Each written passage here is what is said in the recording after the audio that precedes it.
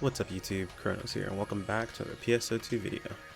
With NGS CBT1 wrapping up, we got to see a lot of how things will transfer from PSO2 into PSO2 NGS. And the question that's been popping up is, gear prep.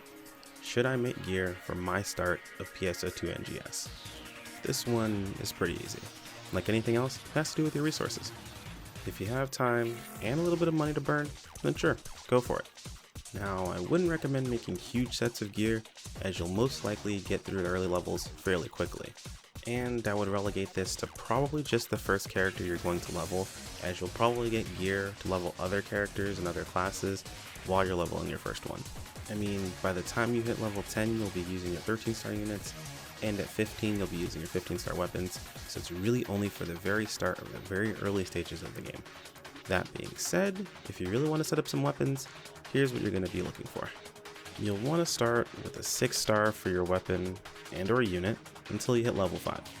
As a side note, you could just go super beefy on the 6-star for both your weapons and units, maybe just your units if you really want to, and hold on to these until you hit the proper levels for the other gear that you're going to be able to get into later. If not, from there you're going to want a 12-star from levels 5 to 9.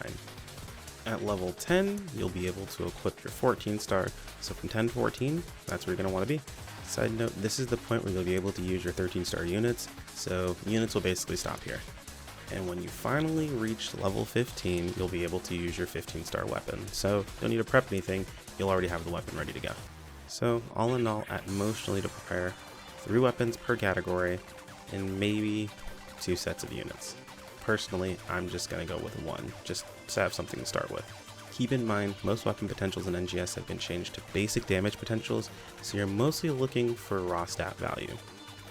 They also mentioned early on that weapons used by some classes may not be used by others in the same way they are in PSO2, which I'm guessing is in relation to the all-class weapons, but that's just what I understood of the information provided. It's not a guarantee that's how it works.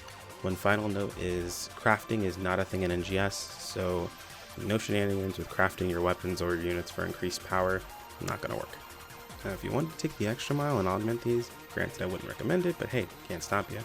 Most of the augments have been simplified, so I'm going to link a chart in the video description and how they change. I'd highly recommend checking that out. And I'll go ahead and save you a little bit of time. I didn't see anything about the experience augments working, so most likely they won't. With all that being said, it's still worth noting during closed beta, players did get quite a few weapons and units to drop. They really didn't have much difficulty leveling with whatever dropped until they could reach levels 10 and 15 respectively to use their weapons and units from base PSO2. So in reality, it's not like you're going to be at a huge disadvantage going into NGS if you don't do this preparation. So prep weapons or don't. Either way, NGS is shaping up to be a good time, and I would personally recommend doing whatever you need to personally ensure that nothing stops you from having a good time. So in the comments guys, feel free to share your preparation ideas moving forward in NGS, or just general excitement for the game itself. A like on the video is much appreciated and absolves you of half your ad block guilt. The other half is absolved by subscribing. Both are completely free and do help me out a ton. If you want to keep up with the content as it goes live, make sure to click on that bell icon to be notified of my videos or community posts as I post those. Or if you want to keep up with more IRL stuff or just interact with me in general, feel free to join the Discord or follow me over on Twitter for notifications in those 2 avenues. Thanks so much for watching, and I'll see you guys in the next video. Take care. Peace out.